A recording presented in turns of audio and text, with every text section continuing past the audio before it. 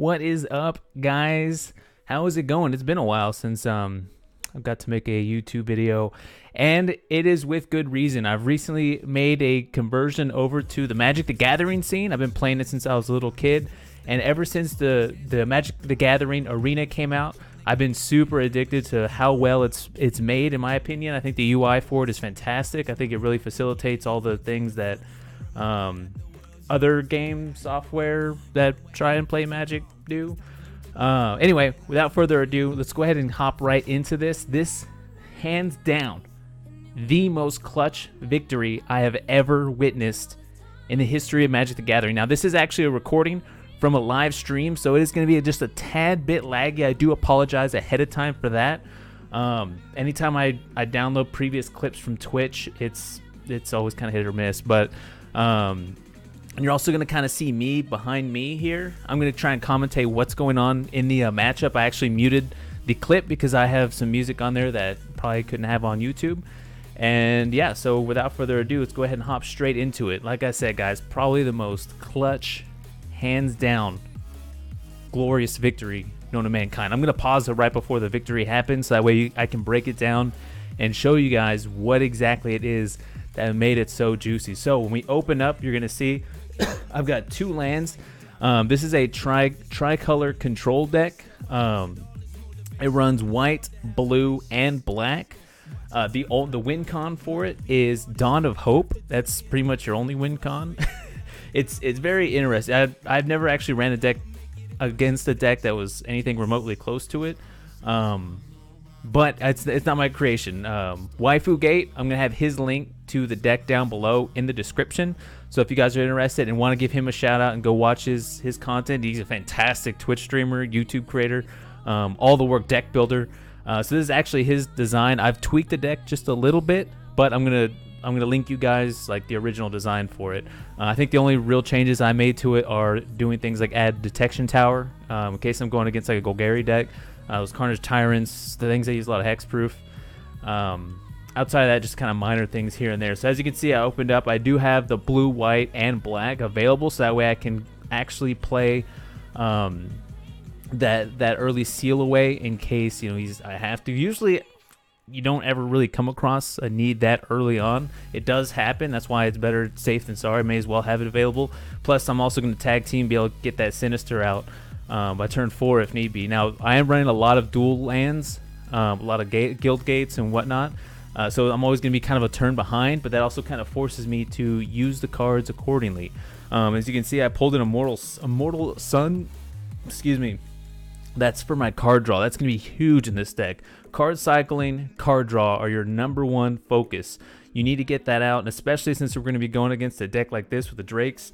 We're going to foresee seeing some cancels and whatnot, so you got to kind of play your cards accordingly, kind of decide whether or not you can hold on to that Sinister, or if you're going to be able to free to play it if he's going to tap out, whatnot.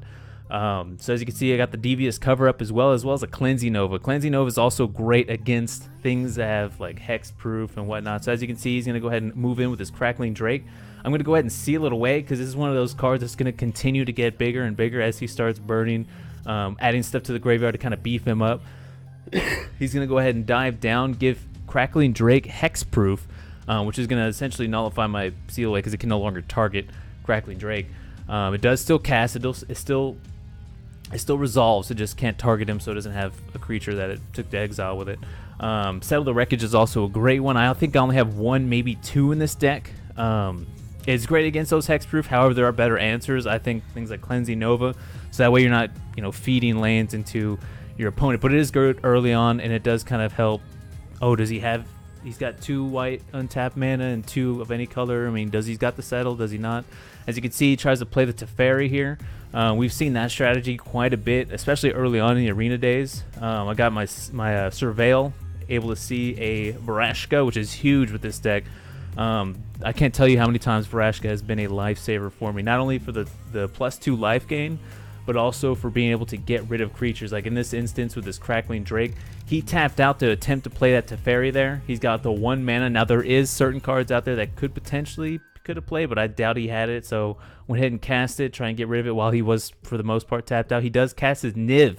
Now, guys, keep keep a close eye on his abilities here. So as you can see, whenever you draw a card, he deals 1 damage to any target, and whenever anyone like me plays a spell, excuse me, that's going to proc him too. So I'm going to go ahead and destroy all creatures. That's going to proc Niv. Whenever a player casts an instant or sorcery spell, I think it's you draw a card, and then he deals 1 damage to any target, which would be me. And I destroy all creatures with the Cleansing Nova, and then, sorry, it's a little bit laggy. Like I said, the quality of the video coming from the highlight clip directly from Twitch is a little bit iffy, but for the most, you guys are seeing what's going on here. So as you can see, I'm starting to getting comfortable with my mana point. Being that we are playing against this deck type here, you can't be completely comfortable even late game without either your Mortal Sun out or your Dawn of Hope. Having my Dawn of Hope out now would be kind of nice. Gonna start pumping out soldiers, but it's okay. That's one of those cards that you kind of want to get late game anyway, as well as an Azcanta. I do run 2 Azcantas in this deck. Super beneficial, especially if you can get it on the draw. That's massive. So that way you can. It also helps with your card draw. I do have an Ixalan in here, which is one of my personal favorites. I do get a lot of people like to play things like Conclave, which is cool because you use other creatures to be able to pay for it. But at the same time, I feel like Ixalan, just for the same price, exile, and then they can't play any more cards. That same card is it's fantastic. So just kind of waiting for his move. He's gonna go ahead and do a Chemisters, so that way he can do some card draw there. We're gonna go ahead and let it play out. Things like card draw, unless there's specific situations, usually I don't really bother canceling this. Let him draw his cards. Honestly, a lot of his creatures, I just let him play his creatures because I can just take them out, especially their 1z, 2z. I'm at 15 life. One of the main aspects of this deck is the fact that you're playing off your life quite a bit. So I would say I go down to about 1 or 2 life majority of games. That's part of your defense, is just using your life, letting your life get knocked down by those 1z, 2zs, and then clearing them out with things like Golden Demise, Cleansing Novas, whatnot. So I did get my Immortal Sun. I went ahead and slammed it since he pretty much tapped out there. He was able to play his Opt, where he drew a card and scryed one, kind of trying to filter out his top deck there and seeing what he can get. Well, it's going to start letting me get my draw power, and that's huge. That is massive. I've got 6 cards in my hands. I'm going to be drawing 2 at a time. Now I've got the draw power. He's playing his Drakes, which are pretty beefy. It's fine. But we do have an answer for him. It's not too big of a deal, especially sitting on a Settle here. Like I said, I'm not a big fan of Settle. It's not like really my favorite to play, but if you got to use it, you got to. It is very effective. I just don't like using it late game because you're also kind of giving them the cards they want, because they're going to be filtering those lands out of their library. So he does have the Enigma Drake, which is 3 mana, and Crackling Drake, which is 4, and that's going to play a big role when running things like Golden Demise or let me see, do I play it or do I go? I go with the Ixalan, don't I? I'm trying to decide here. I don't remember which route I went with it. Because it's also based on how many he's already played too. So a lot of times if he hasn't played any of his like Enigma Drakes or whatnot, and him cycling through so many cards and this being late game, it's pretty good to play an Ixalan on it. So that way, you know, more than likely he's got more Drakes in his hand, and that'll kind of nullify that unless he can get rid of it or kind of burn one of these cancels, which I think I might be trying to pull him and do. Yeah, there we go. Dive down, goes ahead and makes him hexproof for 1 mana. So we kind of talked about earlier, I could Sinister this dive down to get rid of this Drake. In this situation, I think it would be wise. There we go. Especially with him being tapped out of blue there. He's got red and white, 2 untapped. That's about it. We can go ahead and get rid of that Enigma Drake. He's going to deal damage to a Crusader. He does. See, this right here tells me he's going to kill off his own Enigma Drake. And that tells me he's got more Enigmas in his hand right now. Because if I was able to successfully Ixalan him, then he would not be able to play any of those. Because Ixalan keeps you from playing whatever was exiled this way. So I'm going to go ahead and let him kill it off.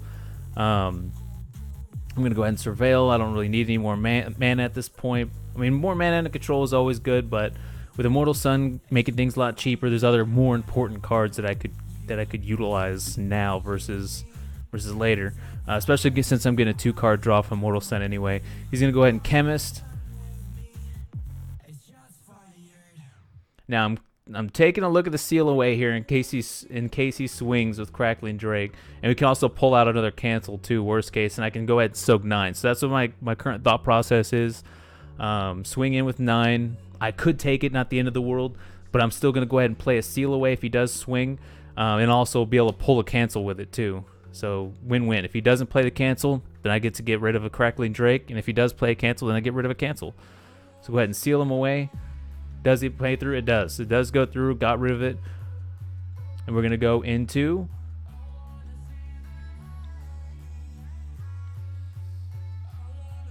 waiting on him to make his move here. All right, so the Mortal Sun procs. I go ahead and draw a Divination, which at this point I don't need. I draw 2 Divinations, of course. Now, in my real variation of this deck, I actually got rid of Divinations, and I like to run Chemists. For these specific purposes here in Arena, at the time I didn't have the wild cards to get Chemists. I think I was building some deck at the time or whatever. But in reality, guys, the Divination is cool for its 3 mana versus the Chemist, which is 4. But the Chemist is an instant, and you got the jump start in there. So ultimately, Chemist is just better. Divination is cheaper, but it's not really worth, because you're tapping out on your turn. Whereas you could theoretically sit on a cancel, and if they don't play anything, you can play Chemist at their end step. So he's going to go ahead and cast it to Fairy. I'm going to go ahead and Devious it, and I can actually pull cards from my graveyard. I'm going to go ahead and grab my cancels back. I'm more than likely going to grab my Varashkas back, especially in a deck like this. Varashka's completely fantastic. Being able to just exile those Drakes, just get rid of them, those Nivs and whatnot. He's going to go ahead and there's the Enigma Drake. Go ahead and cast it. I'm tapped out. He's not terribly worried about it. He does have 3 mana that's untapped at the moment, whereas I just pulled a Ritual of Soot and a Varashka. There we go. We pulled from the graveyard too. I can just go ahead and Varashka it. However, I'm going to go ahead and attempt to Ritual of Soot it first. In my opinion, being that Enigma Drake is 3 mana or less, that's actually a better play, especially if we're going to try and pull the cancel. If it does pan out, then I get to use it on that situation, whereas Varashka I can actually use on any creature that's, of course, not protected by hexproof and whatnot. He's going to go ahead and chart a course. And then he's going to go ahead and get the Niv out. So, okay, so we got a pretty decent amount in here. At some point, he's going to go ahead and start trying to mill me. And he's going to try and kill me like this with Niv, doing his damage out. I'm going to go ahead and Varashka and get rid of Niv that way. Especially with him being tapped out there. As you can see, he's only got 1 mana. Now, he could theoretically play his hexproof. I don't think he has it on him. So, I go ahead and cast it. Exile Niv. But he does have the dive down. It's gonna fully tap him out. Wow. He's gonna deal the damage, gonna proc Niv, draw a card, deal damage. So he's gonna try and kill me like that. He's gonna draw 2 more cards. Now guys, keep in mind, look at his library right here. That's important in this game here. That's why I'm saying this is hands down going to be the best victory you have ever seen in the history of Magic the Gathering. I'm going to go ahead and just put that out now. Just keep an eye on his library. All right, Moment of Craving, and I pull a Sinister. I actually think I play the Div. Yeah, I go ahead and cast the Div. Right now I'm looking for my win con. I need my Dawn of Hope and or at least an Azcanta. It's going to proc Niv. I get my 2. I got my Azcanta, which is nice, especially once I can pop it. And I can start cycling my library a little bit better for my win con. With him being pretty much tapped out, I got to look for an answer for Niv here. I couldn't even golden. Yeah, I could theoretically settle a worst case scenario. That's kind of what I'm looking at here. 3 mana. Do I want to settle? I could Azcanta and be able to sit on the settle, but that's also going to keep me from being able to play a Sinister if need be. So we're going to see how that pans out. I'm thinking about it.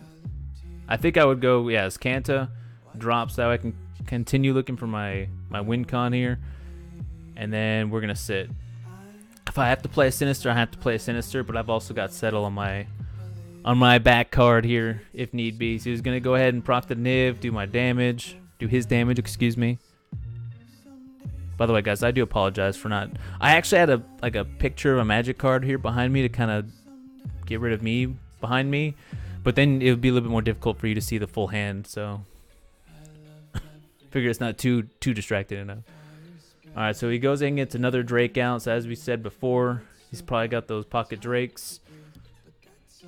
Gonna continue to try and proc Niv, try and kill me that way by drawing cards. Ultimately, that's his goal here. He's gonna try and draw as many cards as possible as long as Niv is out.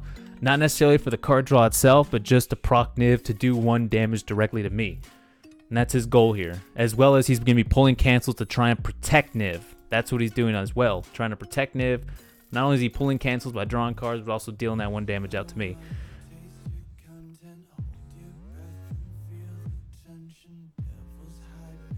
Alright, so he's got him out. I'm thinking, I'm down to 6 life. This is fine. Normally I'm about 6 life. So he's going to get life link. It's just him playing a card, essentially. Whenever player casts a card, instant sorcery, yada yada. So he's going to gain the life link. I think I settle here, yeah. He's going to chemist, so he's going to tap out. That's going to be huge. He's going to proc Niv. Fine, it's gonna deal the damage to me. Chemist. Look at that health, guys. I'm down to 4 life. And I know it's a little bit laggy. I swear, this isn't your phones. This isn't your YouTube that's lagging out here. It's just the clip. So I'm down to 2 life right now. 2 life. He's thinking. He's tapped out. He's like, what do I do? I can gain 2 life by playing a Moment of Craving. That's ultimately all I'm doing with the moment. I don't even know if I play it. 2 life. I'm down 2.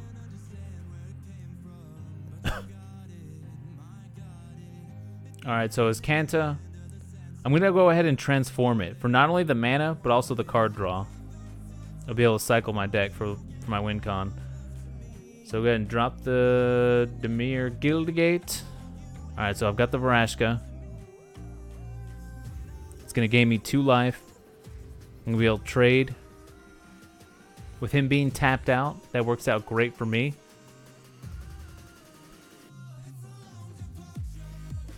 So he's going to draw a card. He's going to deal 1 damage to me, but I gain 2 life, so ultimately it's a positive 1 as far as life gain goes. Put me up to 3.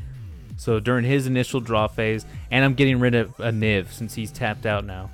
I do have an answer for his Crackling Drake with Moment of Craving. That's actually going to gain me 2 more life. And then we're going to go ahead and play the Golden Demise, which is -2/-2 to all creatures. Go ahead and get rid of the Crackling Drake as well. And we do have City's Blessing, which doesn't really matter in this deck, to be honest with you. I mean, it does help out with your 1/1/2/2 soldiers, but you pump them out so fast anyway, it's not even a big deal. Alright, so Niv comes out. Of course he's down. Look at the cards he's got right now. Look at the card draw he's pulling. I'm down to 5 life. Alright, so it's about to happen here. Look at his library. He plays his Enigma Drake. That's huge. Drops his mana. Oh, and look, notice he pays it 2 life to keep it untapped. He's waiting for my answer. He's got 4 cards left. 4 cards left in his library. My turn. I drop. Do I go Meandering River? Yeah, I go Meandering River. Alright, so my next thought process is, okay, I gotta get rid of this Niv as well. He's down to 4 cards in his library. How am I gonna mill him out? Which is not, I haven't even got my win con this whole game. I haven't got my Dawn of Hope. I'm gonna try and mill this man out. Looking through my graveyard here, seeing what we got. Now I could ask Kanta. That's what I go ahead and do. So that way I can look top cards. I got another Kanta, of course. I'm so mad. But it's okay. It's okay.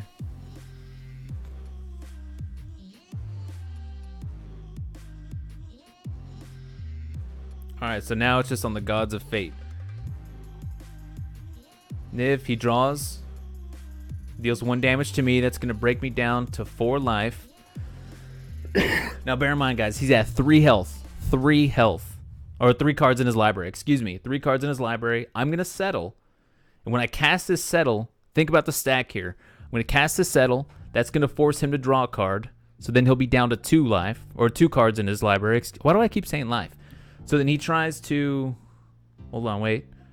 So he's down to 2 cards from me drawing or playing settle. And he can't let Settle go, because then that's gonna get rid of his cards. He's got 2.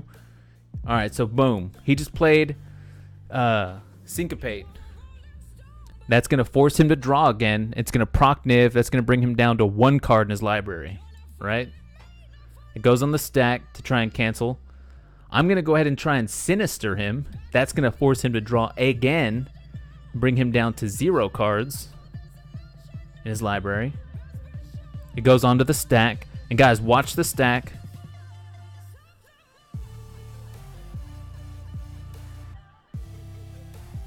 This is a Sinister. Plays out.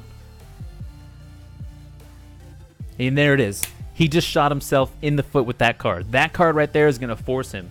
At that point, since we were at 0 cards, he's going to force the that draw. And since he can't draw, let's go ahead and let it play out. I'm down to 1 life. Look at this. 1 life. And it's on the stack too. It's on the stack. 1 life. Settle the Wreckage, the original card that was played. Niv would have had to deal that 1 damage to it had he let it play out. But he couldn't draw anymore. And that was a victory for me. Look at my face.